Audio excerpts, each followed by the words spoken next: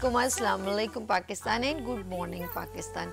कैसे हैं आप लोग? हमेशा की तरह देती हूँ दुआ, खुश रहें, आबाद रहें, अपनों के साथ रहें, एक दूसरे का ख्याल रखें और ख़ास तौर पे अपने वालिदैन का जो अल्लाह पाक का बहुत ही कीमती तोहफ़ा। इस दुआ के साथ मैं अपने morning show good morning with सभी का आगाज़ करती हूँ। नाज़रीन, ऑफ कोर्स जब हमारे पास कुछ वीकेंड आते हैं उसमें ख़वातीन बड़ी बिज़ी रहती हैं और कहते हैं कि कुछ ज़िंदगी के बहुत सारे नशेब व फराज हैं जो हमें फेस करने होते हैं। इसे हम मजबूरी भी कह सकते हैं या हम वक्त की एक घड़ी है जो हमें निकालनी है और ज़िंदगी का एक अलग सा एक मज़ा है। और सबसे पहले तो मैं कहूँगी कि कराची में जो है बड़ा खूबसूरत मौसम हो गया बारिश का, लेकिन ज़िंदगी का मौसम अगर हम इन मौसमों के इंतज़ार में गुजार दें कि अब कोई मौसम हसीन आएगा तो हम कोई वक्त गुजारेंगे, तो मैं कहती हूँ हम सबसे बड़ी हमाकत कर रहे हैं, बहुत बड़ी बेवकूफ़ी कर रहे हैं कि हम कभी हसीन मौसम का इंतज़ार करके समझते हैं कि ये ज़िंदगी का वक्त, ये हसीन मौसम जो है हमारे दिल को हसीन कर देंगे। ऐसा कुछ भी नहीं है। आप अपना वक्त किसी वक्त भी हसीन बना सकते हैं, वो वक्त खूबसूरत गुजार सकते हैं ताकि जब आप वक्त की इन घड़ियों से गुजर के आगे चले जाएं तो आपको ये वक्त याद आए, ना कि बुरी घड़ियां याद आएं। कभी किसी के लिए बुरा ना सोचें, ये भी याद रखिएगा।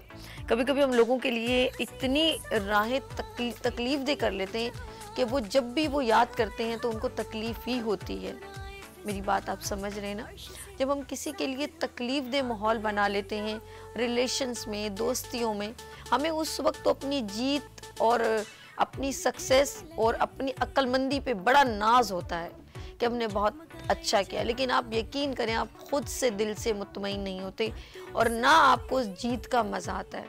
किसी को हरा के जीतने का कोई मज़ा नहीं, याद रखिएगा। जीत का मज़ा जब है जब आप हारे को उठा लें और अब उसको अपने साथ कर लें, उसमें आपकी दिल की रूह बड़ी तस्कीन में आ जाती है। बस समझने की बात है। कभी कभी हम बहुत सारी गलतियां ऐसी कर लेते हैं, कमकलियां कर लेते हैं, क्योंकि हमें इर्द गिर्द लोग कुछ बूस्टअप ऐसा कर लेते हैं जो हम नेगेटिव अपने दिमाग को लेके बैठ जाते हैं और उसकी वजह से हम अपना बहुत बड़ा नुकसान करते हैं। आर्जी लज्जत तो बहुत अच्छी लगती है लेकिन हमारे दिल को तस्कीन कभी भी नहीं मिल सकती। याद रखिएगा, हम जो बोते हैं वो ही काटते हैं। कभी भी ऐसा नहीं होता कि गंदम का बीज आपने बोया उसमें से चावल निकल आए, ऐसा कभी नहीं होता। तो हम जो भी ज़िंदगी, अक्सर मैंने एक और चीज़ भी देखी है, हम कभी भी अपनी ज़िंदगी से मुतमईन नहीं होते। एक दौड़ लगी हुई है, एक स्ट्रगल लगी हुई है, बहुत ज़्यादा कठिन, इतनी ज़्यादा कि आपकी सोच है कि हम हर चीज़ हासिल करना चाहते हैं लेकिन हम अल्लाह की शुक्र नहीं बजा लाते कि समटाइम हम कहते हैं हमें ये चीज़ नहीं मिली और उसके लिए बड़ी तकलीफ़ में आ चुके होते हैं। लेकिन मैं कहती हूँ अगर 100% अल्लाह ने हमें, बल्कि इससे ज़्यादा, एक ऐसे ही मैं एक एग्जाम्पल के तौर पे कह रही हूँ कि अगर आपको 100 चीज़ों में अल्लाह ने 90 चीज़ें दी और 10 नहीं दी तो 10 के लिए क्यों रोता है तुम? तो शुक्र कर उन चीज़ों के लिए जो तुझे 90% दी हुई है। खुदा का निज़ाम बड़ा खूबसूरत है, टॉप टू बॉटम देखिए तो अल्लाह के हर एक अज़ा जो है ना उसका एक सिस्टम देखिए, ज़रा हैरान कर देने वाला है। मैं हैरान हो जाती हूँ कि मेरी अगर आँख की पलक ना झपके तो मुझे कितनी तकलीफ़ होगी, अगर मेरी पलकें ना हो तो मैं झपक नहीं पाऊँ। खुदा की नेमतों का तो क्या क्या शुक्र अदा करेगा। मेरे अंदर का निज़ाम जो चला रहा है उसका सिस्टम देखो अल्लाह। कभी कभी हम जिंदगी में, आप एक और बात, आप रोज मरते हैं और रोज उठते हैं, ऐसा है कि नहीं? हम मौत को टच करके वापस आ जाते हैं, ऐसा है। आप हो सकता है सो जाए और आप फिर ना उठे, फिर क्या पता। हम कहते हैं जिंदगी की जो नींद है वो आधी मौत है, ऐसा है कि नहीं? आप सो जाते हैं, क्या आपको पता है कि आप आज एकदम यूं गुनूदगी में सो गए तो आपको उठना नसीब होगा कि नहीं होगा? तो कहते हैं जब आँख खुले और जब आप देखें तो फौरन अल्लाह का शुक्र बजा लाए। एक ऑर्गन यानी कि एक अल्लाह, एक दिल है ना, दिल जब ये ट्रांसप्लांट होता है तो उसकी कितनी बड़ी कीमत अदा करनी पड़ती है। आपने नोट किया कि हम अल्लाह की ये जो हवा है, ऑक्सीजन है, एक लम्हा अगर आप इसी रूम के अंदर एक अलग से गैस यहाँ पर छोड़ दी जाए और उसके बाद हमारा सांस रुकने लगे तो उस ऑक्सीजन की कितनी अहमियत हो जाएगी, जो अल्लाह की एक हवा है ना, जिसे हम हवा सांस लेते हैं, फ्रेश एयर, उसकी अहमियत आपको मालूम हो जाएगी। कहते हैं भूखे से रोटी की अहमियत पूछो, अंधे से आंखों की अहमियत पूछो, बेज़बान से ज़बान की अहमियत पूछो, और जिसके कान नहीं है, जो सुन नहीं सकता, उसके सुनने की अहमियत पूछो, और जिसकी टांगे नहीं है उसकी चलने की अहमियत पूछो। सब चीजों की कदर नहीं करते। हमारे पास क्या नहीं है, अल्लाह की हर नेमत है। जब दिल चाहे आप हर चीज खा सकते हैं।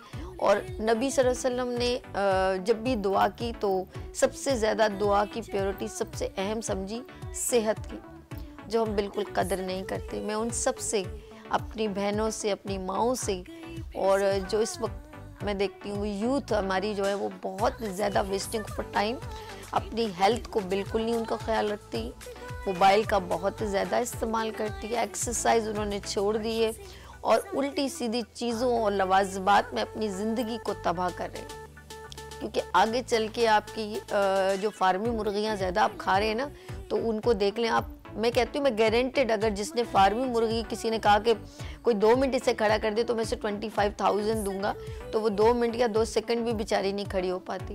तो हम सब ऐसे फार्मी मुर्गियों की तरह हो गए कि हमें ज़रा सा कोई कह दे कि गली तक आगे तक चलना है, तो थोड़ी देर बाद हमारी ना टांगों में से सांस ख़त्म हो जाता है।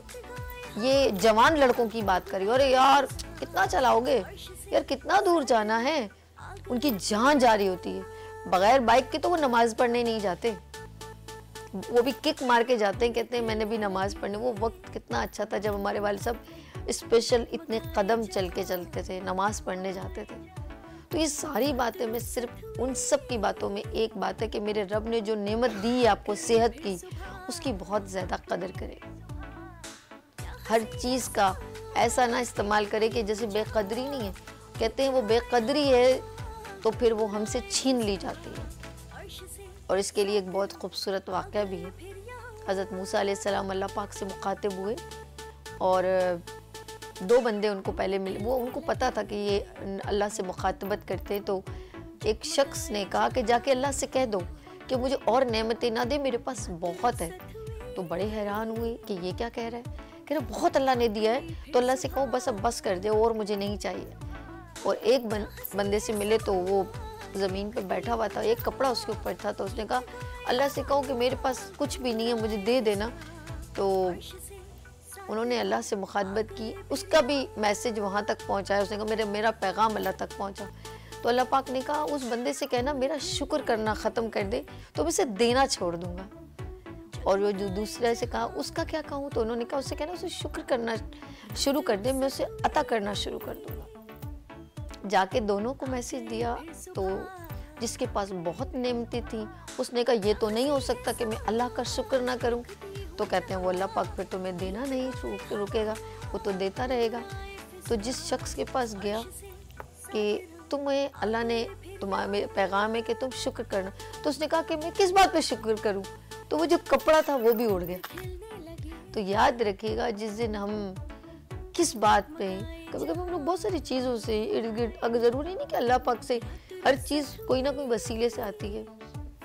अपनी नौकरी से मुतमईन नहीं है, अपने बहन भाइयों से मुतमईन नहीं है, रिश्ते भी छिन जाते हैं जब हम अपने बहन भाइयों से, अपने ताल्लुकात से, अपने दोस्तों से, फिर हम सबसे महरूम होने। ये सब चीज़ें हमारे लिए अहम होती हैं।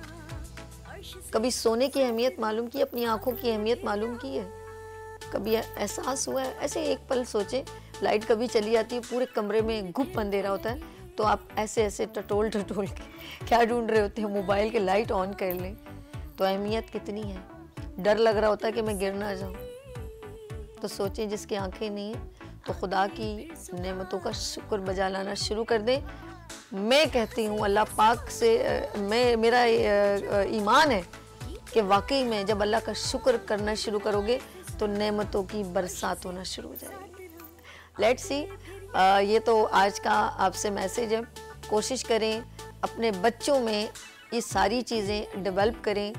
और बहुत सारे माँ बाप हैं, जब वो कभी यकीन करें कभी ऐसे बड़े लोगों में आप बैठे ना, बड़े लोग मतलब बुजुर्ग जो जिनके पास हमें तरबियत हासिल हो सके, तो कभी कभी उनकी बड़ी ऐसी बातें ना जब वो करते हैं तो बड़ी प्यारी लगती हैं। और उनकी वालिदैन कभी, हमारे वालिदैन कभी कोई ऐसी बात कहते हैं तो हमें बहुत अच्छा लगता है कि एक शेर मेरे वालिद साहब का याद आ रहा है मुझे कि मिटा दे अपनी हस्ती को अगर कुछ मर्तबा चाहे, कि दाना खाक में मिलकर गुले गुलजार होता है।